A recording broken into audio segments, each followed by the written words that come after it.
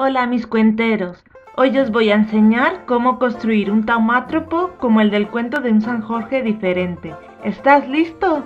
Entonces sígueme. Lo primero que vamos a necesitar es cartulina o papel, cartón, hilo, cuerda o gomas elásticas. En el caso del vertical, una varilla o palo, pinturas, tijeras y pegamento. Y sobre todo muchas ganas e imaginación.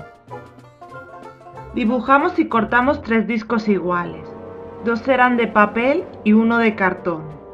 En uno de los de papel dibujamos parte del dibujo y el resto en el otro disco de papel. En este caso, como quiero conseguir que el dragón junte su mano a San Jorge y la princesa, los dibujos tienen que estar dibujados en lados opuestos del disco, si no al girar no tendría ese efecto deseado.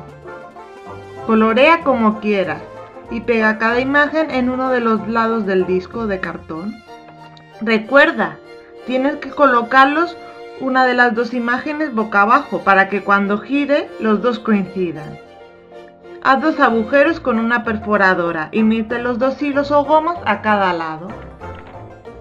Enrollamos las gomas y tiramos hacia afuera de cada extremo. ¡Listo! ¡Hazlo girar!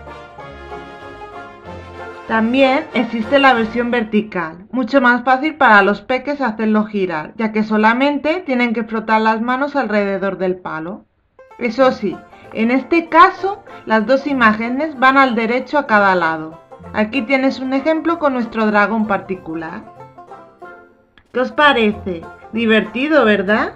Si queréis volver a ver el cuento, clica en la imagen de la izquierda para verlo en castellano.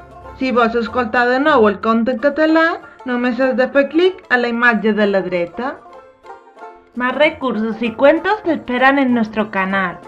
No te olvides, haz clic en el botón de suscripción y no te perderás ninguno. Hasta la vista, mis cuenteros.